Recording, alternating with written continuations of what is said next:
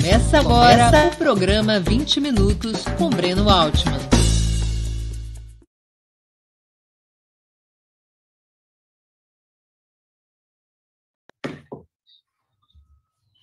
Bom dia. Hoje é 28 de junho de 2021. Está começando mais uma edição do programa 20 Minutos. Nosso convidado é Juca Kfouri, um dos maiores jornalistas do país, o mais renomado dos cronistas esportivos, dispensa maiores apresentações. Antes de começar a conversa, gostaria de pedir que façam uma assinatura solidária de Opera Mundi em nosso site ou se tornem membros pagantes de nosso canal no YouTube. A imprensa independente precisa de tua ajuda para se sustentar e se desenvolver. Também peço que curtam e compartilhem esse vídeo, além de ativarem o sininho do canal. São ações que ampliam nossa audiência e nossa receita publicitária. Nossos espectadores também poderão fazer perguntas ao convidado nas áreas de bate-papo das plataformas. Quem as fizer, peço que contribuam, se puderem, com o Superchat ou Super Sticker no canal de Opera Mundi no YouTube. Bom dia, Juca. Muito obrigado por aceitar nosso convite. Uma honra ter tua presença no 20 Minutos. Honra toda minha, Breno. Estou muito feliz de podermos conversar. Vamos que vamos. Vamos que vamos. Juca, eu vou começar aqui pela tua trajetória. Quando o jornalismo e o futebol entraram na tua vida para nunca mais saírem? Breno, o futebol desde sempre. A primeira lembrança que eu tenho clara da minha vida é da tarde de 6 de fevereiro de 1955, quando eu estava às vésperas de fazer 5 anos, e o Corinthians foi campeão do centenário, empatando o jogo com o Palmeiras 1-1. Por que eu tenho essa lembrança clara, embora ainda antes de completar 5 anos? Porque eu fui ver este jogo na casa de um tio, que na verdade não era tio, mas nós chamávamos de tio, meu tio João Marino, que depois veio a ser braço direito do Pietro Maria Bardi no Museu de Arte Moderna de São Paulo, e que era a única pessoa no bairro do Itaim Bibi que tinha um aparelho de televisão. E era muito amigo do meu pai e da minha mãe. Muito corintiano, meu pai também. Então, nós fomos ver o jogo, meu pai e eu, meus 2 irmãos, na casa do tio João. E o Corinthians empatou 1-1. Eu me lembro remotamente do jogo em si, me lembro do meu pai reclamando que no gol do Palmeiras, o Humberto Tosi teria empurrado o Gilmar e o Liminha feito o gol, mas o fato é que com o empate o Corinthians foi campeão. E de lá saímos, que é o que eu tenho a lembrança mais viva, para o Parque do Ibirapuera, recém-inaugurado, né? Tinha sido inaugurado para as festas do quarto centenário, comemorar a vitória do Corinthians. E ainda havia, nos jardins do Parque do Ibirapuera, mapas de São Paulo de alumínio, que o Esquadrão da Fumaça, ou coisa que valha, havia soltado meses antes. Então, essa é a minha primeira lembrança de vida. Então, a minha vida é muito pautada por coisas que aconteceram no futebol. A Copa de 58, o Pelé, embora eu corintiano, né? E você vai ver que o Pelé tem uma influência até no fato de eu, mais tarde, ter virado jornalista. Então, a minha vida foi sempre muito pautada por isso. E não se esqueça, eu fui uma criança, um jovem, um adolescente, um adulto que passou 23 anos sem ver seu time ser campeão, né? Então, isso ajudou a forjar o meu caráter, né? Aprendi a lidar com a frustração. Você imagina que eu sofri de bullying na escola, no primário, no ginásio, no colegial, né? E eu fui ver o Corinthians campeão em 77. Quase aos 30 anos.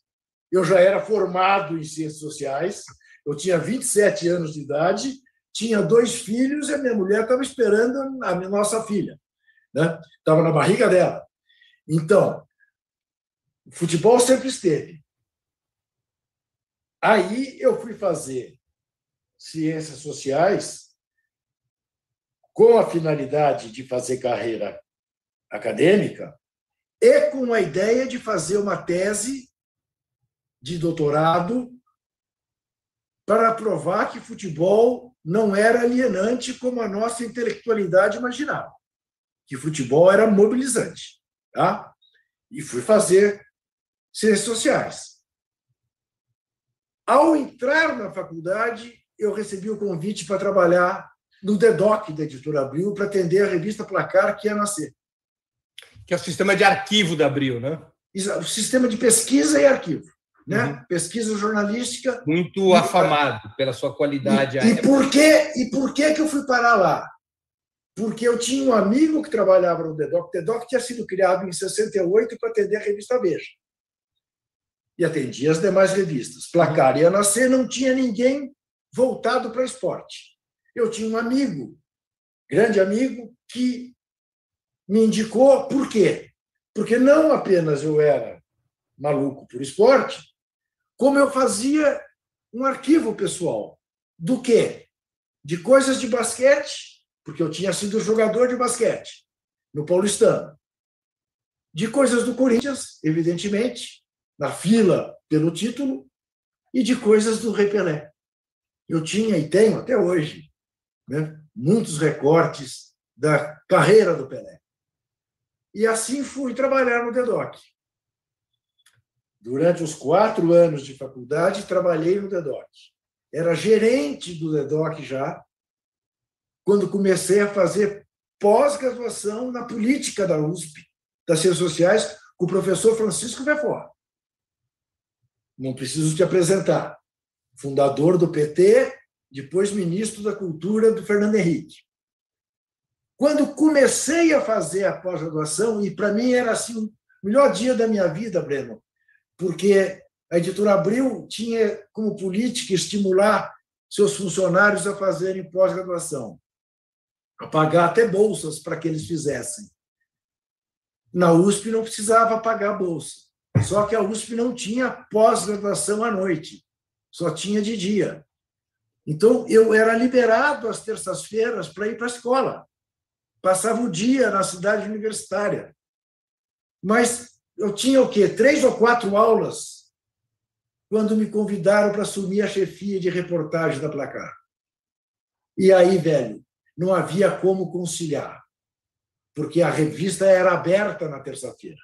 Segunda-feira era folga, porque fechava no domingo. E quem abria era o chefe de reportagem. E aí eu tive que escolher. Aí eu percebi que o Brasil perderia um péssimo sociólogo e ganharia um jornalista mequetrefe. E fui para o jornalismo. Juca, você é um egresso da geração 68, Sim, na senhor. Paralela. Além do jornalismo e do futebol, como é que você viveu o período das lutas contra a ditadura e por quais caminhos andou nessa seara, combinando com a sua atividade jornalística? Então, Breno, quando houve o golpe, em 64, ainda era uma criança, tinha 14 anos, muito preocupado com o Corinthians, nada preocupado com a política.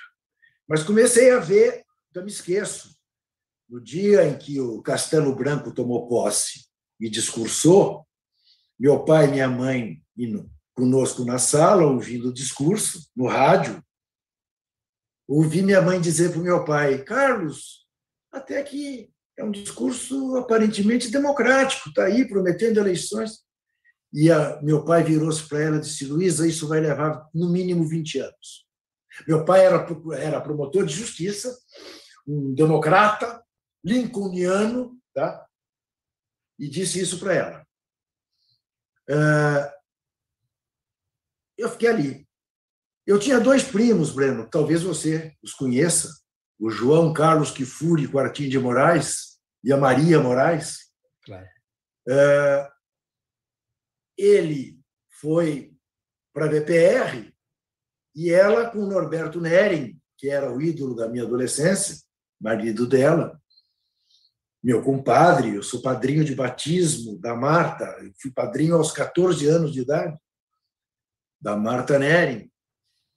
Ambos em organizações clandestinas, evidentemente eu não sabia que eles eram de organizações clandestinas, mas eram dois primos com os quais eu tinha... O Norberto Nering era da LN.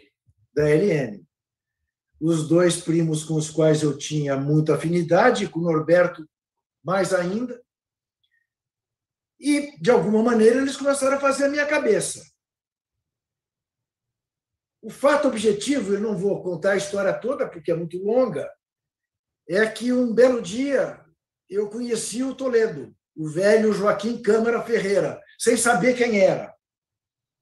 Aparentemente era um primo do Norberto, era um tio do Norberto. E tempos depois, o Norberto já fora do Brasil... E o Joaquim Câmara, só para informar os nossos espectadores que não conhecem, o Joaquim Câmara Ferreira é um histórico dirigente comunista e, junto com Carlos Marighella, eram os principais dirigentes da Ação Libertadora Nacional, da LN. Exatamente.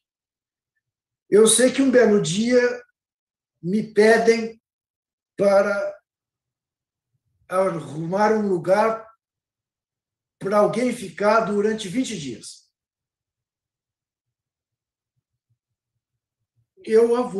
A essa altura, eu já estava ligado à área de apoio da LN para fazer documentação para gente que caía para ir embora do Brasil. Ajudei a tirar do Brasil o Carlos Knapp, que era o Washington Oliveto, né, da época. Era o grande publicitário em São Paulo. E o Carlos Knapp tinha sido motorista do Carlos Marighella, com Mercedes-Benz. Ninguém desconfiaria que Marighella pudesse estar sendo choferado numa Mercedes-Benz. Enfim, tivemos que tirar o Carlos daqui. E eu arrumei um lugar para esse alguém ficar. Mas não bastava arrumar o lugar. Tinha que ir lá todo dia, levar comida, pegar roupa, levar na lavanderia. E quando eu me dou com a pessoa, era o tio do Norberto. Era o tio do Norberto. Era o Toledo. Era o velho. Bom, e a partir daí, eu passei, não só, quer dizer, passamos esses 20 dias nessa situação, como a partir daí eu já com 18 anos, eu passei a levá-lo para os pontos, para alguns pontos, né? No carro do meu pai. O que tem a ver também, Breno, com eu ter começado a trabalhar cedo na Editora Abril, porque era a maneira de eu sair de casa. Eu morria de medo de ser preso na casa do doutor procurador. Entendi. Entendeu? Imagina complicar a vida, você imagina o que seria, né? Então, eu namorava também desde muito cedo, desde os 15 anos. Meu pai me emancipou para casar, e assim que eu comecei a trabalhar na Abril, nós fui montar o meu aparelho, a minha casa, com a minha mulher, né? Então, tudo muito precoce. E, é claro, você dirá, mas, Juca, que consciência política você tinha com 17, 18, para dirigir para o Toledo, para o braço direito do Marighella, para o segundo... Não, e um dos homens mais perseguidos do país, o Toledo. Sim, era assim, né, Breno? É claro que não tínhamos a menor chance, né? Mas aí eu sempre me fio na última carta que o Norberto deixou para Maria Moraes e para Martinha, né, já perseguido pela polícia, sabendo que ia ser preso, em que ele escreve: a vida é uma senda estreita, quando a gente pisa fora, pisa para morrer. Foi a indignação que nos trouxe até aqui. E era muito isso, quer dizer, era o sentimento de uma juventude que tinha visto um processo democrático ser golpeado, né, sob a pretensa ameaça comunista, quando nós estávamos às vésperas de uma eleição que elegeria ou Juscelino Kubitschek ou Carlos Lacerda, né? Que risco de comunismo não existia, né? E foi muito isso, quer dizer, foi muito mais esse sentimento de indignação, a sensibilidade de uma área, né, da nossa juventude que nos levou a aventura da luta armada, né? Qual é a tua lembrança do Joaquim Câmara Ferreira? Pois é, então, Breno, diferentemente do que aparece nos filmes, e pode ser que a minha visão seja a visão individualíssima, distorcida, a imagem que eu tenho dele é de uma pessoa extremamente afetuosa, de um contador de casos absolutamente brilhante e a quem eu devo a minha vida, Breno. Por quê?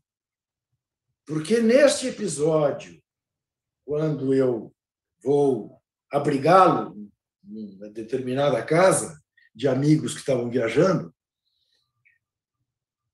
eu conto a ele que eu tinha sido liberado do Exército por excesso de contingente. Tá?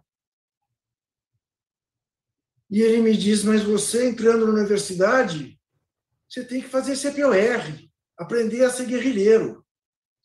Você tem que ir para infantaria, não é para cavalaria, não, nunca me esqueço disso. Cavalaria é arma de burguês. Você tem que ir para infantaria, aprender a carregar fuzil. E eu sou a única pessoa que eu conheço que se voluntariou para o Exército. Eu me voluntariei para servir o Exército no ano seguinte, para ir para o CPOR. Fiz o teste físico para ir para o CPOR. Eu era jogador de basquete, tudo bem, em plena forma. Mas eu fiz uma coisa que eu jamais consegui repetir. Eu subi numa corda, uns 3 metros. Eu tentei depois, anos, tentava de novo, jamais consegui. Tá?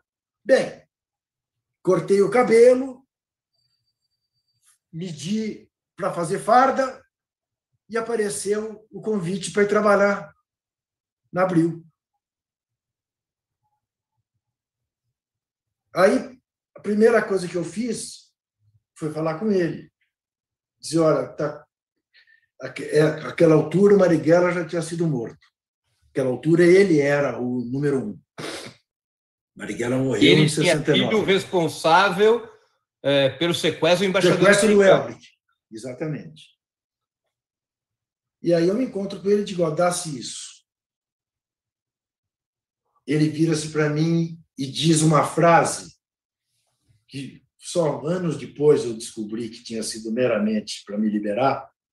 Assim, Juca, Bira, meu nome era Bira, em homenagem ao Biratã, que jogava basquete no Corinthians.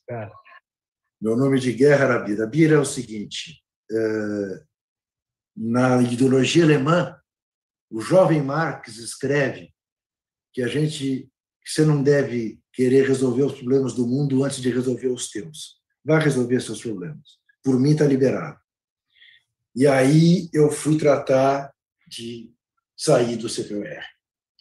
Eu procurei essa frase, primeiro na ideologia alemã em português, não achei, já procurei em espanhol, não achei, já procurei em francês, não achei, já procurei em inglês, não achei. Em alemão não adianta procurar, porque eu não sei ler alemão. Mas essa frase é muito mais uma frase de autoajuda do que uma frase do Marx, você há de concordar comigo. Mas o fato é que fui tratar de sair do CPOR.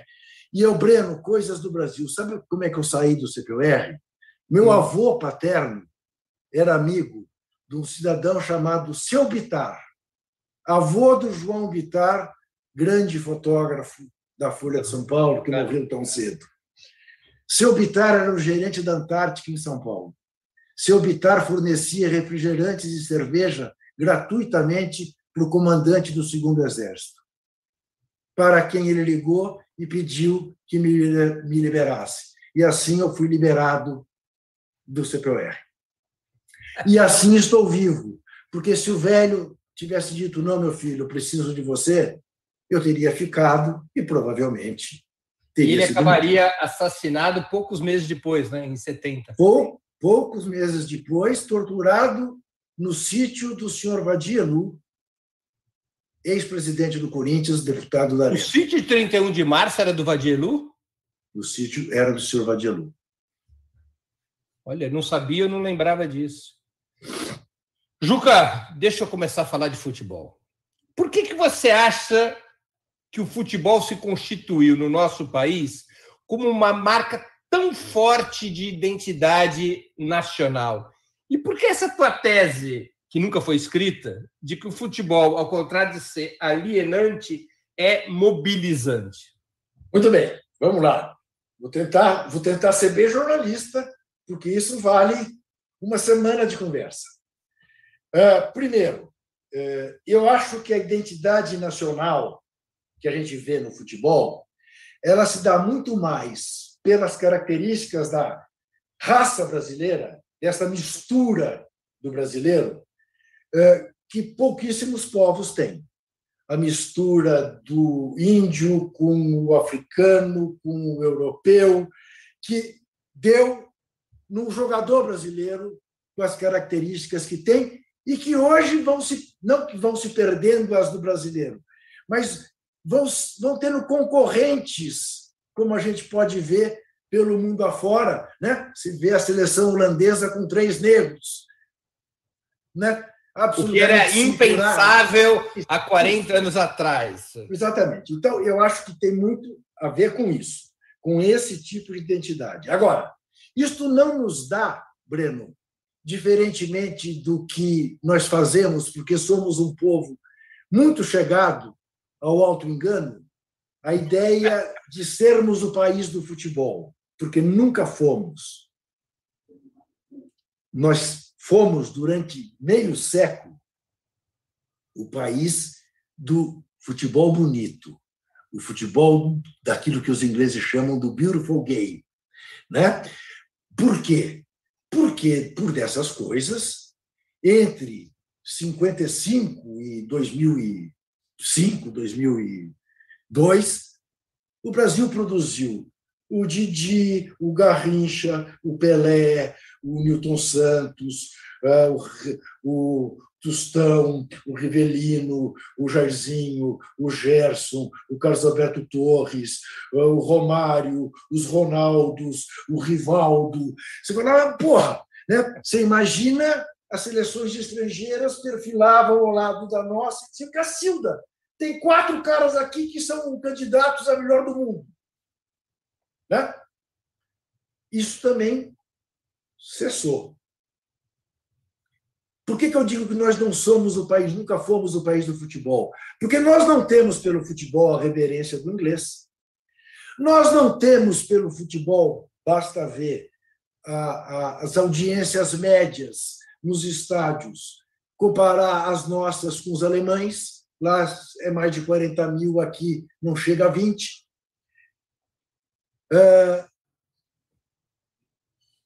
Toda e qualquer pesquisa que se faça sobre torcida de futebol no Brasil, o primeiro contingente é de gente que diz que não gosta de futebol, que não liga para futebol. Depois veio o Flamengo, depois veio o Corinthians, mas a primeira, 27%, 28%, não me interessa para o futebol. O que é diferente de parar o país na Copa do Mundo é uma outra coisa.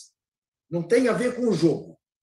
O jogo, aquilo que faz com que você fique de mau humor na segunda-feira, porque o Santos perdeu, ou porque a seleção brasileira foi eliminada, para a esmagadora maioria que para ver a Copa, paciência, perdeu amanhã, vida nova. E você fica remoendo aquilo dias. Né? 82, se remoeu mais de... Até hoje se remoe. Até hoje você não se conforma como é que aquele time perdeu a Copa. Né? É outro tipo de gente, o torcedor. Se você fizer essa pesquisa na Argentina, o primeiro contingente é de torcedor do Boca Juniors. O segundo é de torcedor do River Plate. O terceiro é de gente que diz que não se interessa por futebol. Tá? Agora, a nossa inteligência, muito pela sua formação europeia, durante anos, destratou 2 das manifestações mais arraigadas na nossa cultura: futebol e carnaval. Eram o circo, eram alienantes. Em vez do povo estar preocupado com coisa séria, fica aí se distraindo com futebol e com carnaval. É recente, é dos anos 60, 70 para cá, que você começa a ter uma produção intelectual antropológica, sociológica, política, que trate desses dois fenômenos como devem ser tratados. Quando eu entrei na faculdade, Breno, você contava nos dedos de uma mão o que tinha escrito sobre futebol no Brasil. Era o Negro no Futebol Brasileiro, do Mário Filho, era um texto do Anatol Rosenfeld, alemão, na revista Argumento. Era muito pouca a produção sobre... Isso melhorou muito, hoje você tem bastante coisa. Mas então eu olhava o futebol, eu corintiano, ia para a arquibancada do Pacaembu, para a arquibancada do Morumbi, né? E convivia ali com todo mundo e dizia, meu Deus do céu, estou aqui de alienante, não tem nada, né? Encontrava no corintiano da arquibancada, da geral, muito mais gente do MDB do que da Arena. E dizia, mas Cacilda, mas onde é que o nego diz que a ditadura faz a cabeça das pessoas, que o Médici convence alguém que ele é o presidente do radinho de pilha? Mentira! E aí começo a ver a primeira faixa pela anistia ampla, geral e restrita, aberta onde? Em público. No Morumbi, jogo Corinthians e Santos, de um lado Antônio Carlos Fon e Chico Malfitani, do outro, torcedor do Santos, irmão de quem? De Samuel McDowell. Olha que coisa maluca. Quem é Samuel McDowell? É um jovem advogado que, ao lado de outro jovem advogado, Marco Antônio Barbosa, defendem a tese do assassinato de Vladimir Herzog. E consegue uma sentença, fruto também de um jovem juiz, Márcio, a condenação do Estado brasileiro pela morte de Vladimir Herzog. Faixa da anistia. Começo a ver uma série de manifestações em campos de futebol. No Chile, assim que quebram o toque de recolher, no primeiro jogo, a torcida faz um canto-chão, libertar, libertar, libertar, libertar, libertar, e, de repente, tem 40 mil, 50 mil pessoas no Estádio Nacional de Santiago pedindo liberdade. Isso aqui não está certo. É uma simplificação tratar o futebol como o ópio do povo. Vamos pensar isso de uma outra maneira, que eu quis fazer. Agora, mas o Médici explorou a conquista do Tri. Sem dúvida. O Médici explorou a conquista do Tri, o Breno. Mas qual é a memória que se tem do Tri? É a do Médici ou é a do Tostão? A do Pelé? A do Jairzinho? Quem são os heróis do Tri? O Médici é herói na história do Brasil? Não, o Médici é o presidente do período mais terrível da repressão. E não é o presidente do radinho de pilha que quis ser. O Pelé é o melhor jogador da Copa de 70. O Jairzinho é o artilheiro brasileiro que fez 6 gols, 1 gol por jogo na Copa de 70. Essas são as memórias. O Mussolini foi bicampeão mundial. Morreu virado de cabeça para baixo. O João Goulart foi o primeiro, foi o bicampeão. O Juscelino foi o primeiro campeão mundial. Morreram caçados pelo golpe de 64. Não tem essa ligação direta entre uma coisa... mandar a Dilma tomar no cu em Itaquera, na inauguração da Copa do Mundo. O Brasil tomou de 7 da Alemanha na Copa do Mundo da Dilma. A Dilma foi reeleita 3 meses depois. Quem estava lá em Itaquera não era o povo brasileiro, era a elite branca, insuflada por uma gente desqualificada e mal educada, porque não se faz isso com a presidente eleita na frente de chefes de Estado do mundo inteiro. Claro. Mas, enfim, é isso. Agora, nunca aprofundei isso a ponto de fazer... Só uma questão, quer dizer, o futebol, mesmo com esses dados de pesquisa que você apresenta, de que nós não somos o país do futebol, de alguma maneira virou uma marca da nacionalidade, né? Quer dizer, os brasileiros, hoje menos provavelmente, mas se abraçavam ao tema do futebol como um elemento de extrema fortaleza, né? Sem dúvida. Veja bem, eu acho... Aí vamos, né, voltar um pouco no tempo. Né? Então, Maracanazo, né? Segundo todos os historiadores, a primeira grande comoção nacional se dá no Maracanazo. Né?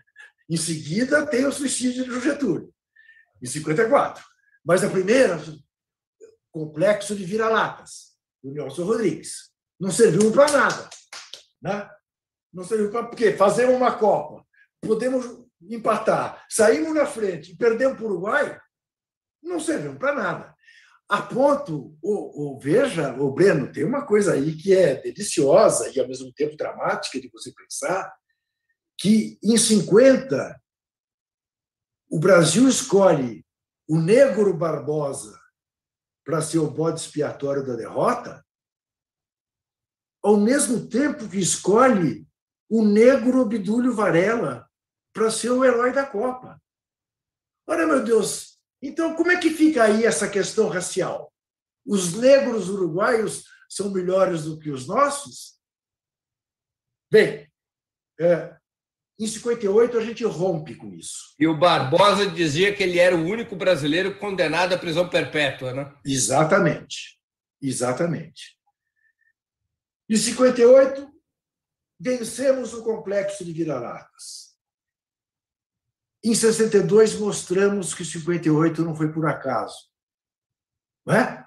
Avalizamos a conquista de 58. E em 70, trazemos a Copa Jules Rimet definitivamente para o Brasil. Bom, se há uma área de atividade em que o brasileiro passou a achar que conosco ninguém podosco, o futebol. Aqui não vem, não. Aqui somos primeiro mundo. Aqui não tem o alemão, o inglês, o italiano. Não. Curvem-se. Doutores nesse assunto somos nós. Aí somos também na música, né?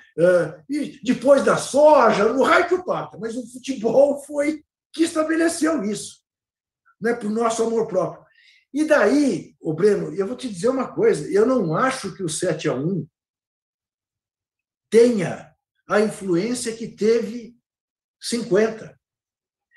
Uhum. O 7-1, a gente riu do 7-1. Tinha meme 2 horas depois. Tem alguns. Eu ouvi de um psicólogo amigo uma coisa interessante, de que a vergonha, nosso cérebro esquece rápido. A tragédia é que é inesquecível. Exatamente. Mas é exatamente. Então, se me permita fazer uma analogia talvez apressada e levada pelo desejo, Getúlio Vargas, nós nunca vamos esquecer o suicídio, nem mesmo o sofrimento de Tancredo Neves. Este genocida, vai entrar para a página da vergonha. Eurico Gaspar Dutra. Isso, página da vergonha. Páginas da vergonha. Né? Embora, diferentemente do Dutra, este genocida tenha 500 mil mortes nas costas. Uhum. E isto é um drama. Esta é uma tragédia verdadeira. Mas, enfim. Então, eu acho isso. A nossa identidade... Agora, ela se deu de tal maneira e ela foi se modificando também de tal maneira, Breno, que eu não tenho dúvida que em 58... Bom, você não tinha nem idade em 58 para acompanhar a Copa da Suécia. Não tinha nem nascido, né? Nem nascido também não, né, Breno? Eu nasci em 61. Pô, Breno, que vergonha. Mas eu não podia estar falando com você, conversando com você. É um absurdo isso. Bom, 60, quer dizer, nem 62 você lembra direito, não lembra nada. Foi lembrado de 70. Bom, mas você lembra de 70. Em 70, ainda, Breno, o santista, o rubro-negro, o vascaíno, o corintiano, o palmeirense, queriam mais o título da seleção brasileira do que o título do clube. Hoje, não. Hoje você troca o hexacampeonato do Brasil pelo tri mundial do Santos, mas sem pestanejar. Sem pestanejar. Né? Porque a seleção brasileira nos bastou. Já ganhamos tudo que podia ganhar com ela. Agora é o meu time, é o meu clube. Na mesa de trabalho, você tem essa figura aqui da democracia corintiana. Não é o Sócrates da seleção brasileira, capitão da seleção brasileira. Não, é o do Corinthians. Juca, durante várias décadas, e você foi um dos que mais denunciou isso, o futebol brasileiro, fora de campo, era uma bagunça, sequestrado pela corrupção dos cartolas. Mas dentro de campo, tínhamos os melhores jogadores, os campeonatos mais disputados e algumas das melhores seleções da história. A partir dos anos 90, várias leis de profissionalização começaram a ser aprovadas, como a Lei Zico, a Lei Pelé.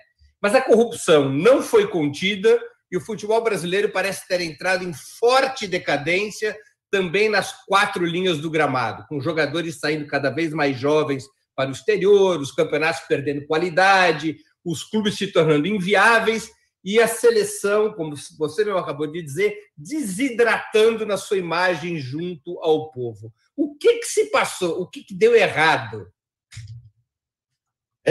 Doutor Breno Alto. O que deu errado é que nenhum dos nossos governantes, aí incluídos o senhor Luiz Inácio e dona Dilma, olharam para o futebol como deveria o futebol ser olhado.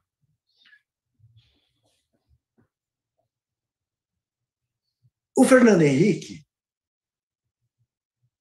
era um pouco mais complicado, porque o Fernando Henrique não sabia bem quem era a bola. Nosso professor, sociólogo. Fernando Henrique achava que birubiru era uma jogada, assim como bicicleta. Ou um arroz lá no rodeio. Isso. Ele não sabia bem. Mas, curiosamente, no governo dele, por causa do Pelé ministro, e depois, por causa de um cidadão chamado José Luiz Portela, a legislação brasileira avançou muito. Fez-se o Estatuto do Torcedor e fez-se a chamada Lei da Moralização do Esporte. Ambas devidamente estupradas na regulamentação na Câmara e no Senado. Mas, de qualquer maneira, caminhou-se. Mas o que mais se fez, e o Lula fez isso também, vou te contar um episódio, Breno. O Lula teve a generosidade de assinar como primeira lei dele o Estatuto do Torcedor, que foi a única lei aprovada por unanimidade no governo Fernando Henrique. Em 8 anos de Fernando Henrique, uma lei foi aprovada por unanimidade, por acordo de liderança. A lei que gerou o Estatuto do Torcedor, que virou medida provisória e que o Lula chamegou como primeira lei dele.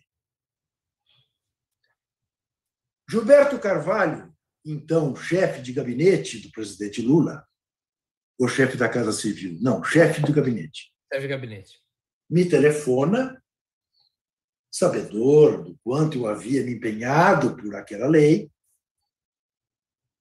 e me pergunta: você vem para a assinatura da lei?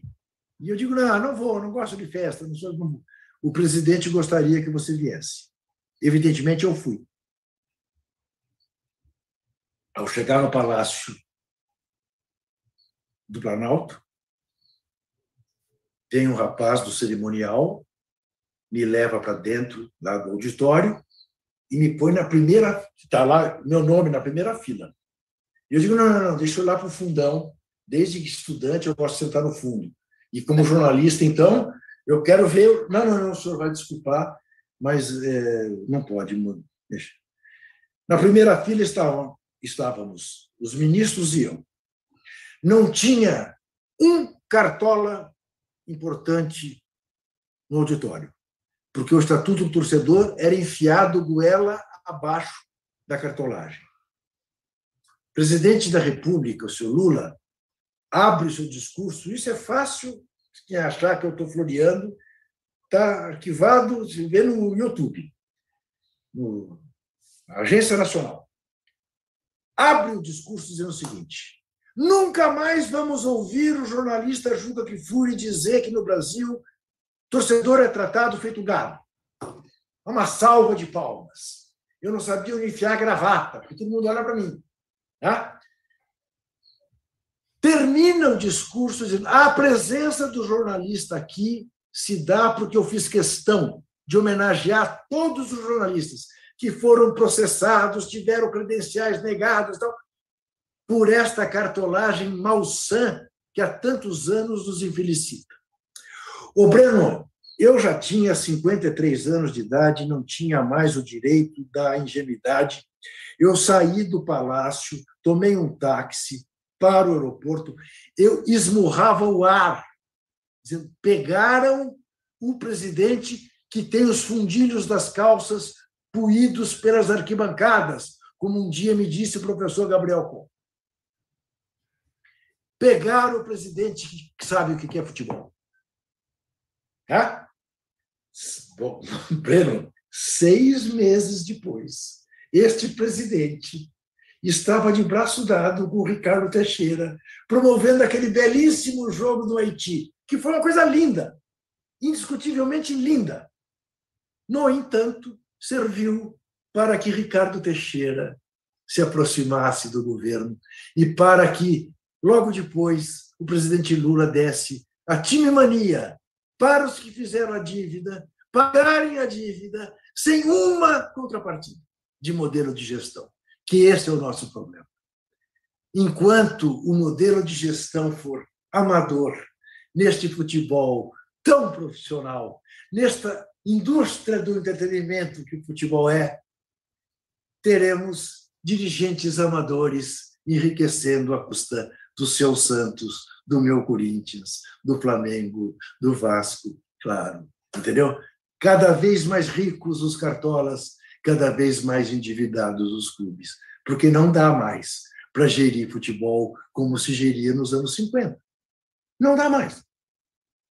Há que ter, Breno Altman, seu comunista, um choque de capitalismo no futebol brasileiro, porque é assim que o futebol é gerido no mundo inteiro, né? Na Alemanha, na França, na Bélgica, na Itália, na Espanha, e fomos ficando para trás. Viramos o quê? Exportador de pé de obra, exportador de commodities. Voltamos aos tempos coloniais, entendeu? Exportamos matéria-prima. Vai café, vai açúcar, vai algodão, é isso. E vai jogador de 16, 17, 18 anos. Que você nem chegou a ver. O Breno, há casos de jogadores brasileiros que foram jogar pela seleção brasileira aos 30 anos, pela primeira vez no Maracanã. Pisaram no Maracanã, porque antes, embora foram com 18 anos, para jogar na Croácia, para jogar, sei lá onde, na Ucrânia, e nós nem sabíamos, porque jogavam no Corinthians de Alagoas e foram levados por empresários. É assim que é. É por isso. Juca, o financiamento do futebol a partir da renda proveniente do direito de imagem, há muitos anos, um monopólio da Rede Globo, faz bem para o futebol brasileiro? Claro que não. Claro que não. Claro que não. Né? Evidentemente que o monopólio não faz bem. Nenhum monopólio. Agora, eu te diria, a situação do futebol, a gestão do futebol é tão miserável que ai no futebol se não fosse pelo menos o dinheiro da Globo. Percebe? Está tudo errado, porque isso aí era para ser dividido por todas as emissoras e plataformas. Isto houve quem tentasse, e no que se tentou, o André Sanches dinamitou ao dinamitar o Clube dos 13. O André Sanches, que era um deputado federal do PT, dinamitou. Dinamitou quando um ex-dirigente do São Paulo propôs a venda do futebol para todas as emissoras e dividida por plataforma. Uma coisa é a TV, outra coisa é a internet, outra coisa é o streaming, outra coisa... E aí, essa possibilidade de divisão fez com que um dos clubes mais beneficiados pelas cotas, que era o Corinthians, com medo de não saber vender competentemente, preferiu o conforto do monopólio. Entendi.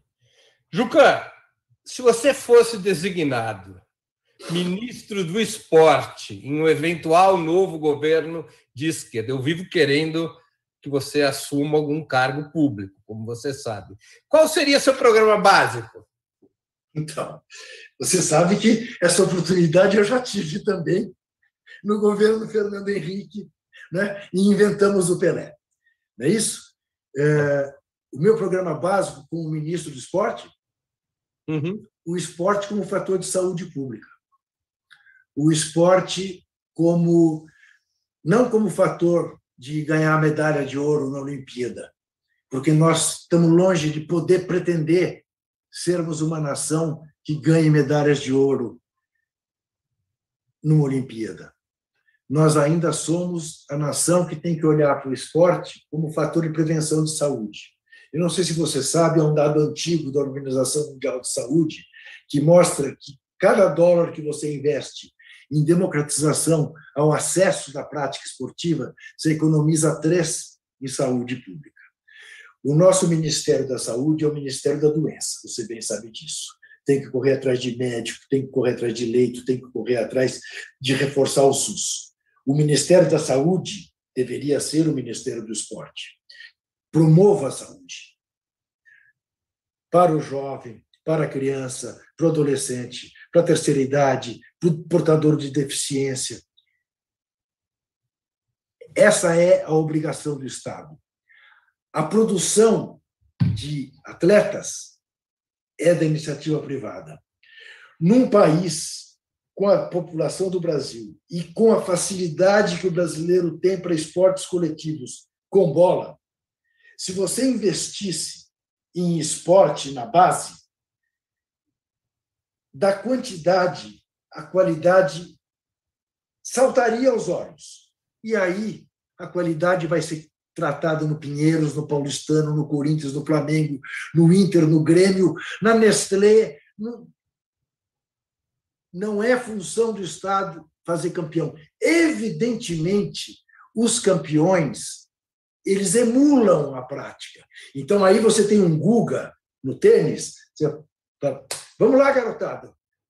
Podemos fazer um batalhão de tenistas. E você faz, Breno, não necessariamente construindo quadras de saibro. Você faz, às vezes, botando uma corda de um poste ao outro no meio da rua. Você faz, Breno, usando os estacionamentos dos bancos nos fins de semana.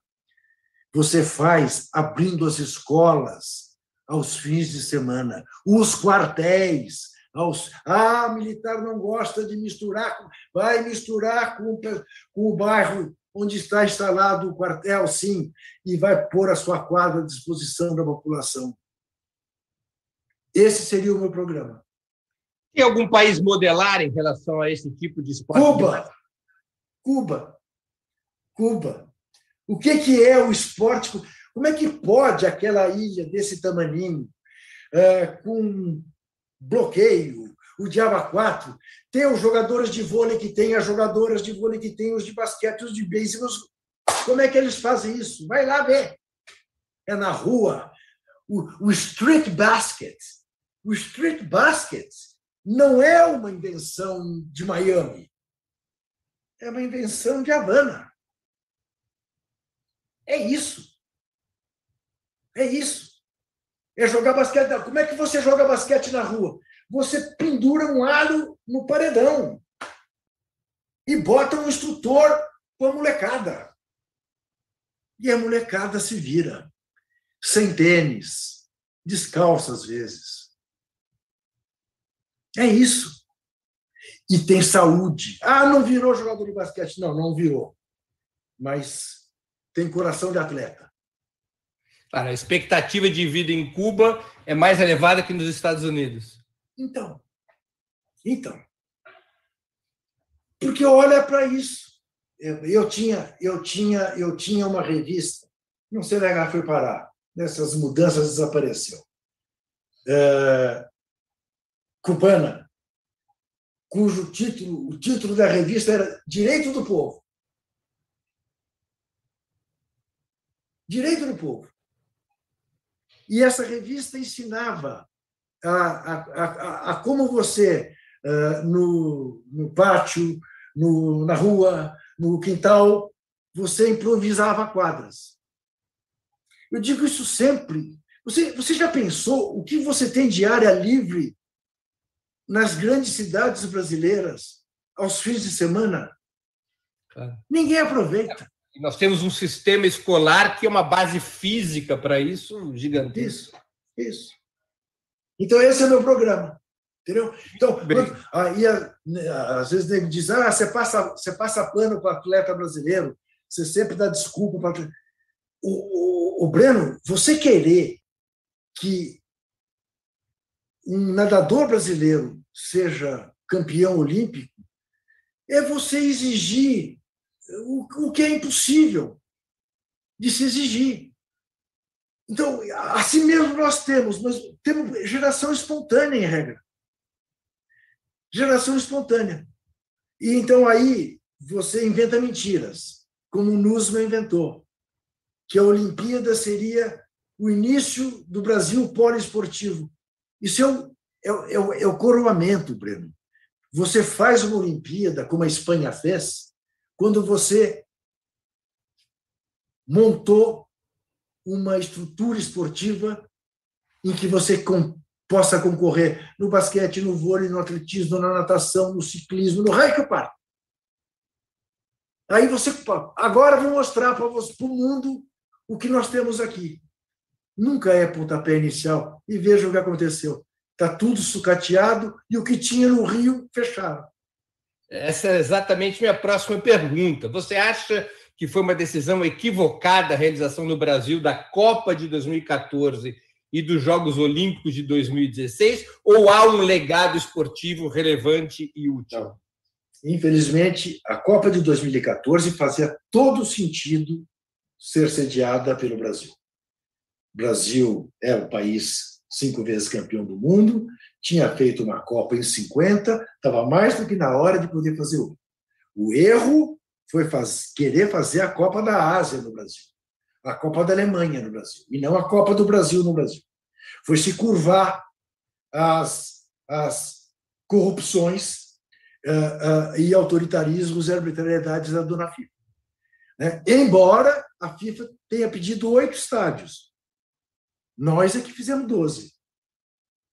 Nós é que fizemos 12, para atender interesses, os mais variados, de todos os governadores. Todos. Não escapa nenhum. Entendeu?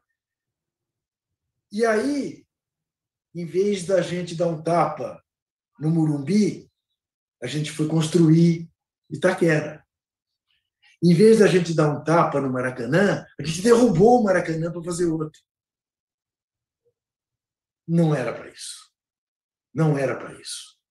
O Breno, eu sempre conto isso, Breno. Eu cobri uma Copa do Mundo na França. O Brasil jogou no estádio de Marseille, estádio do Velodrome, que era o mesmo estádio onde o Brasil havia jogado a Copa de 38. Em 98, 60 anos depois, era a mesma coisa. Tinham mudado a louça dos banheiros, e só. E eu cobri uma Copa nos Estados Unidos, em 94, onde não se fez um estádio para a Copa. O país mais poderoso e rico do mundo. Nós exageramos. Nós exageramos. E a Olimpíada não fazia o menor sentido. E não tem legado algum. Tem uma desgraça. Acabou o Bolsa Atleta, praticamente. Fecharam a escola lá de natação, como é que chamava? Lá, ao lado do Maracanã. Esqueci o nome. Uma nadadora histórica nossa. Não era da Maria Lenk, não, o nome. Maria Lenk. É, isso. Maria Lenk. Enfim, isso. Entrou a Maria Lenk. Isso. Então, foi um baita equívoco. Um baita equívoco, infelizmente. Juca, por que o ambiente interno do futebol, o ambiente do futebol profissional, é tão conservador, normalmente alinhado à direita, incluindo alinhado a Bolsonaro, apesar dos jogadores normalmente terem origem na classe trabalhadora? É o seguinte, primeiro porque você só ouve os jogadores que chegaram na elite. Os jogadores que chegaram... O atleta, por definição, Breno, no mundo inteiro, não apenas no Brasil, é um ser voltado para o próprio umbigo. É um egoísta que quer bater recordes, que quer ganhar o jogo no fim de semana, que quer aproveitar ao máximo a sua curta carreira. E que, no caso brasileiro, exatamente por vir das classes excluídas, faz o discurso, reproduz o discurso do poder, reproduz o discurso da meritocracia. Se fiz, esse moleque que quer me assaltar na esquina podia também ter se feito. Se ele quer me assaltar, eu vou andar de carro blindado, morar em condomínio blindado e bandido bom e bandido morto. Não tem conversa. Raros são os capazes de pensar na floresta e não na sua árvore e no seu jardim, aqueles que o cercam. Daí você se surpreender quando você vê um doutor Sócrates, quando você vê Afonsinho, um Afonsinho, um Reinaldo. Bom, você sabe, Breno, que a única vantagem de você... Tem duas vantagens de você ficar velho. A maior delas é ter netas, que é uma coisa inestimável. A segunda é que você sempre tem muita história para contar. Um belo dia, Breno, eu fui procurado pelo Daniel Cohn-Bendit, para quem não sabe, um dos líderes de maio de 68 na França. Um dos autores da frase "é proibido proibir". Daniel Cohn-Bendit vinha ao Brasil fazer um documentário marginal sobre a Copa de 2014. E veio. Pintou uma Kombi com uma porção de Sócrates, o jogador, não o filósofo, e saiu pelo Brasil. Fez uma parte com o Raí, fez outra parte com não sei o quê, fez uma parte comigo lá em Brasília. E me disse: "Ô Juca, o que explica que o jogador brasileiro seja tão consciente politicamente?" Eu falei: "Ô Daniel, de onde você tirou isso?" Ele falou: "Como não?" Eu falei: "Daniel, você não mexe duas mãos." Ele falou: "Como não?" Eu falei: "O Afonsinho, o Reinaldo, o Paulo César Caju, o Sócrates, o Tostão, o Casagrande, o Vladimir, o Juninho Pernambucano." E parou no oitavo. Veja. E aí ele me disse: "Tá tudo bem. Agora me faça a mesma conta com europeus." E falei: "Não fui eu que disse. que o jogador europeu é muito consciente politicamente. Mas eu falei para ele, eu tenho o Paul Bright, né, que era maoísta, tem 4 ou 5, tem ali na região da velha Iugoslávia, teve muita gente que se meteu, mas, em regra, é assim. Aí, você lembra do Muhammad Ali, você lembra do Maradona, você lembra dos dois do Black Power, o Smith e o Carlos, das Olimpíadas de 68 no pódio, que se ferraram, caçaram-lhe as medalhas, nunca mais deixaram competir. O Muhammad perdeu o cinturão dos pesos pesados, foi preso, porque se recusou a ir lutar no Vietnã. Né? Mas agora você tem o pessoal da NBA, que acabou tendo uma importância decisiva nas eleições, na eleição do Biden, né? Ao assumirem o Vidas Negras Importam, ao exigirem da NBA, chantagearam, né? Só jogaremos se pudermos. Não, vocês podem. Porque o prejuízo é esse tamanho. Nós estamos muito longe disso. Breno, infelizmente, estamos muito longe disso. Estamos mais perto disso mesmo, é da reprodução do discurso mais reacionário. Juca, vamos agora a perguntas futebolísticas puras, que estamos chegando no final. As 3 melhores seleções que você já viu jogar? Ou as 3 melhores seleções da história, para te dar uma margem maior de resposta. A de 58, porque tinha Pelé e Garrincha. Do mundo inteiro, não são seleções do Brasil. Sim, do mundo inteiro. A brasileira de 58, a brasileira de 70, a holandesa de 74. Nessa ordem? Nessa ordem. 58 era superior a 70? Para mim, pelo singelo motivo de que tinha o melhor jogador da Copa, o Didi, e os 2 melhores jogadores do mundo depois do Didi, no correr da carreira, Pelé e Garrincha. É verdade a estatística de que a seleção brasileira jamais perdeu um jogo em que Pelé e Garrincha estiveram em campo?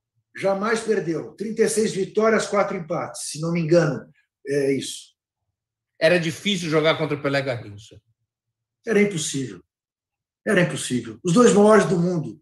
Eu não falo que o Garrincha é o 2º maior do mundo em discussões para fora do Brasil, porque nego te acusa naturalmente. Vamos chegar lá. Não vai me antecipar a pergunta. Isso é spoiler.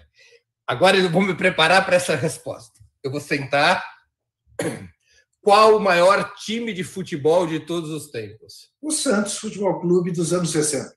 Eu vou repetir a pergunta. Qual o maior time de futebol de todos os tempos? O Santos Futebol Clube dos anos 60, disparadamente.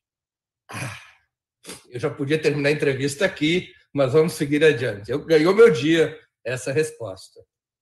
Então, Breno, eu devo 3 anos de saúde ao Santos Futebol Clube.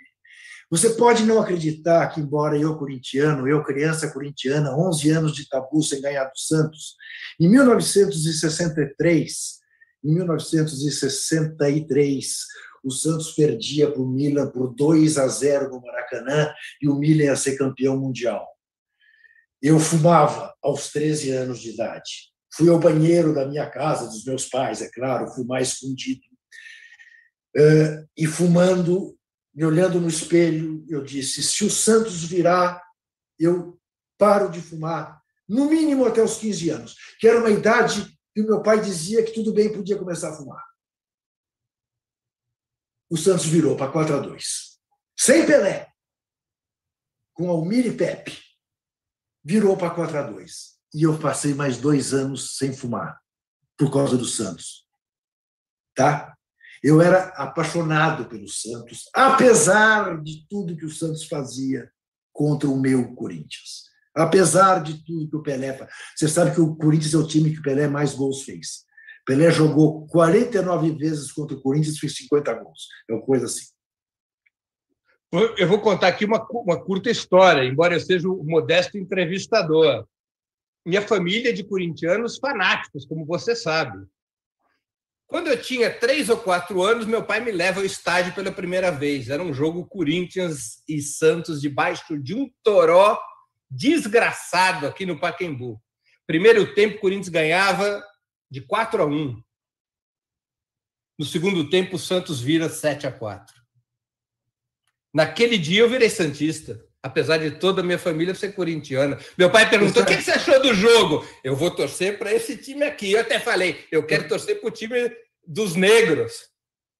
Eu vou lhe dizer uma coisa, Breno. Você sabe que não existe nada melhor do que a memória, porque a memória é uma prostituta. Evidentemente, eu estava nesse jogo. Foi a única vez que eu tive que sair de perto de onde eu estava torcendo, porque começaram a me dar cascudo e jogar laranja, porque no 6º gol do Santos, de falta do Pelé, eu levantei e bati palmo no meio da torcida do Corinthians e apanhei. Não chovia e não estava 4-1. O jogo foi pau a pau o tempo todo, o Corinthians na frente, o Santos empatando, de repente fez 5-4, 6-4, 7-4. Isso. Mas você lembra de chuva? Não tinha. E você lembra de... E é do cacete isso, porque é assim mesmo. A gente é só você pesquisar, você verá, é fácil. Por que eu me lembro de chuva? Nem na cidade chovia. Provavelmente foi em um outro jogo que você foi que chovia. E a gente mistura tudo mesmo, ainda mais nessa idade. Porque isso aí acho que foi... Isso aí foi 65. 65, por aí. Quer dizer, você tinha o quê? 4 anos, 5 anos? É isso. A pergunta da grande polêmica. Qual o maior jogador da história? Pelé ou Maradona? Não tem polêmica. Não tem polêmica. Como diria Bruno Henrique, é outro patamar. Você sabe o que é ruim nessas conversas? É que faz com que quem viu acabe parecendo estar diminuindo o outro. E não é possível diminuir Maradona. Não é possível diminuir Messi. Não é possível diminuir Cruyff. Não é possível diminuir Mané Garrincha, que, para mim, é quem vem abaixo do Pelé, que é o que eu ia dizer. Eu não falo isso fora, porque nem vou dizer que é pachequice. Eu não estou dizendo que o Garrincha, se você pegar a carreira inteira, foi maior do que o Maradona. Mas eu digo para você o seguinte, o Garrincha, no auge, só teve um maior que ele, o Pelé. Mas o Pelé, porque o Pelé você não há um quesito, em que o Pelé não ganhe. Quem foi mais campeão? Isso não é argumento, porque tem o Fontana foi campeão do mundo e o Cruyff não foi. Não, tudo bem. Mas o Fontana foi campeão do mundo reserva. O Pelé foi campeão do mundo 3 vezes com a seleção, foi campeão do mundo 2 vezes com o Santos.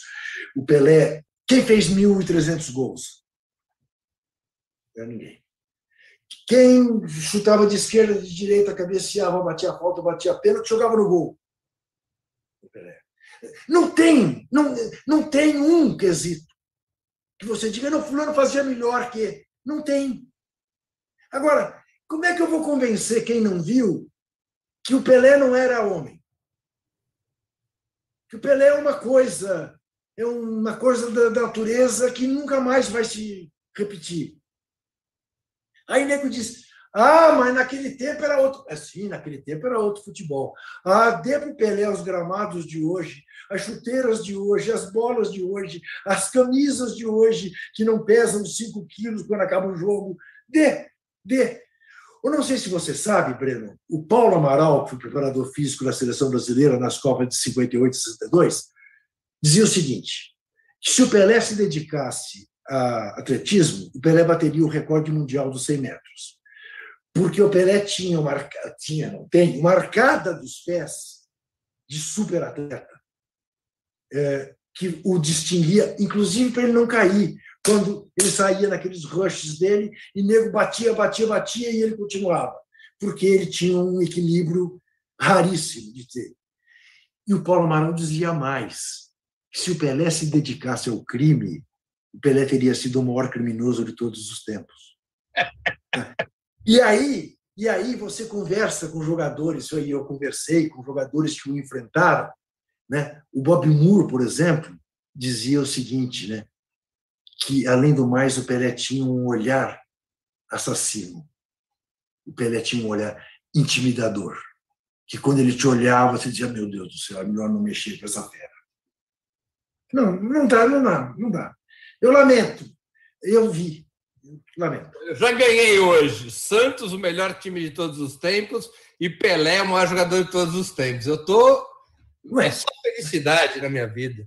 Mas você ouvirá todas as pessoas sensatas que você conhecer, que viu o Santos dos anos 60 e viu o Pelé, e, portanto, viu o grande Barcelona, o Messi, o raio que o parta, as pessoas sensatas te dirão isso, inclusive fora do Brasil. Inclusive fora do Brasil. O argentino que diz que o Maradona é melhor que o Pelé é o argentino que não viu o Pelé. Porque o argentino que viu, pergunte ao menor. E tem aquela história, né, que perguntam para o argentino o que eles acham, o que um argentino acha do Maradona, e ele diz é o melhor do mundo e um dos melhores argentinos. Isso. Também tem isso dos nossos irmãos. Qual a seleção de todos os tempos? Goleiro. No mundo?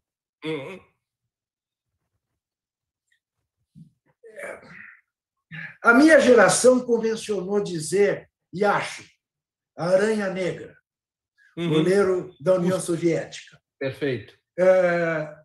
Eu te digo o seguinte, eu vi muito pouco o Yashin jogar nas Copas do Mundo, né? Era realmente impressionante. Mas quer dizer, o goleiro, essa é uma função que mudou muito, né? Eu fico com ele pela tradição, mas de todos recentes, eu acho esse alemão Neuer o melhor de todos. Na lateral direita... Ou ala direita, que diz hoje. Na lateral direita, eu tenho uma dúvida atroz, isso depende muito do meu humor, entre Carlos Alberto Torres e Djalma Santos. No miolo de zaga, eu faço com Baresi e Beckenbauer. E na lateral esquerda, Nilton Santos. E depois, a melhor seleção do mundo tem 30 jogadores. Não tem jeito. Bom, como é que você... Quem é o seu volante? Né? Eu falei, o Falcão de volante. O Falcão não é volante. Não, mas ele jogou de 5 no Inter há muito tempo. Foi o rei de Roma. Né? Mas como não tem o Didi junto? Né? Como é que no ataque não tem o Garrincha, não tem o Pelé, e não tem o Rivelino, mas não tem o Messi, não tem o Maradona, não tem o Ronaldo, não tem o Romário? Não dá. É uma coisa... Esse é um exercício. É mais ou menos a mesma coisa. Breno, é a mesma coisa. Já te perguntaram isso. Qual o melhor livro que você já leu? Qual o melhor filme que você já viu? Vai depender muito do dia em que você está, da época que você viu. Quando perguntam para mim, eu falo Batalha de Argel, do Gilles Pontecorvo. Eu disse, pô, mas você está maluco? O Chefão é melhor que o Batalha... Eu assisti Batalha de Argel com primos exilados em Paris, com um fervor revolucionário a mil. Para mim é Batalha de Argel, e ponto. E qual é o seu livro predileto? Existe as Memórias do Cárcere, de Graciliano Ramos. Porque eu li também. O que rivaliza com ele? O Quarupi, do Antônio. Mas e o Guerra e Paz? Não, Quarupi, porque li Quarupi e eu me identifiquei muito com o padre. O que você vai fazer? Essas coisas, a memória afetiva, ela é imbatível. Ela é tão imbatível, Breno, que ela te fez ver o Corinthians ganhar de 4, tomar de 7 num dia de chuva quando estava sol. É isso. Juca, por falar em livro e série, qual livro você leu ou está lendo durante a pandemia e gostaria de sugerir aos nossos espectadores? E qual filme... Bom, olha, eu li muito durante a pandemia, claro, como todos. Mas se eu tiver que escolher um livro, é O Torto Arado, que é um livro magnífico. É um sofrimento. Eu recomendo com uma certa pena, porque você não vai ter refresco em uma página. mas é um livro magnífico. Magnífico. Série ou filme que você viu e gostaria de indicar durante a pandemia também? Olha, filme que eu vi. Meu Deus do céu, agora está me fugindo. Eu vi um documentário do Pelé da Netflix que é muito bom. Não sei se você viu. É muito bom. Tem um documentário também da Globoplay sobre o Castor de Andrade que é muito bom. 4 capítulos. Né? E tem um documentário sobre futebol, a origem do futebol na Inglaterra, cujo nome agora não me esqueço, mas que é magnífico também, da Netflix. É magnífico. Mas eu vi mais do que isso, vi bem mais, mas agora está me fugindo. Vi um filme que eu nem gostei tanto, não sei se você viu, baseado no livro do Fernando Moraes sobre os últimos soldados cubanos. Tem uma visão muito americana, mas é interessante, tem coisas interessantes. Mas vi obras-primas. Operação Vespa. Os últimos soldados da Guerra Fria, Operação Vespa. O livro... Exatamente. Da Guerra Fria. Exatamente. Isso é Operação Vespa, pelo menos em inglês é Operação Vespa. Mano. Isso. Muito que bem, Juca. Qual foi o maior jogo da história? Segundo o Repelé, foi Santos 5, Benfica 2, no Estádio da Luz, em Lisboa. Ele disse que é o maior jogo do qual ele participou. Portanto, se ele diz que esse é o maior jogo de que ele participou, esse é o maior jogo da história do futebol. 3 gols dele e 2 do Coutinho. Isso. Muito fantástico. Juca, queria agradecer muito pelo teu tempo e por essa conversa de grande interesse e diversão ao nosso público e de grande honra a esse modesto jornalista que ouviu elogios ao maior time da história, ao maior jogador da história, que farão a minha semana ser simplesmente maravilhosa. Eu poderei falar com meus irmãos corintianos dizendo que eles não estão com nada. Bom, para baixar a sua bola, devo dizer ao distinto público do Ópera Mundi que muito melhor do que Breno Altman é Fábio Altman, o irmão dele corintiano. Mas muito melhor, mas assim, disparado. E que todas essas homenagens que eu faço de coração ao Santos Futebol Clube é muito porque não tem o Santos na conta de rival do Corinthians. Rivais do Corinthians são o Palmeiras e o São Paulo. O Santos é uma coisa que a gente acalenta, que a gente acarinha por tudo que já significou. Muitíssimo obrigado por quem teve a paciência de nos ver até aqui. Encerramos assim mais uma edição do programa 20 Minutos. Voltaremos a nos ver amanhã, terça-feira, 29 de junho, às 11 horas, com mais uma edição do programa 20 Minutos Análise.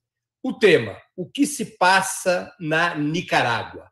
Há uma nova crise política nesta nação centro-americana, com forte pressão internacional contra o governo Daniel Ortega, ameaçado por mais sanções econômicas e diplomáticas por suposta violação de direitos humanos e repressão contra opositores.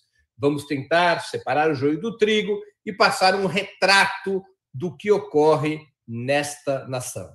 Até lá, obrigado pela audiência e um grande abraço.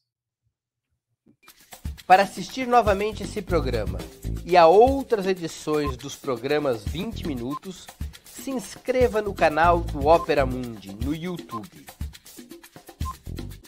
Curta e compartilhe nossos vídeos, deixe seus comentários. O jornalismo de Ópera Mundi é mantido com o seu apoio. Faça uma assinatura solidária em www.operamundi.com.br. Com um pequeno valor mensal, você nos ajuda no desenvolvimento de um jornalismo independente e de qualidade. Obrigado pela audiência e até a próxima.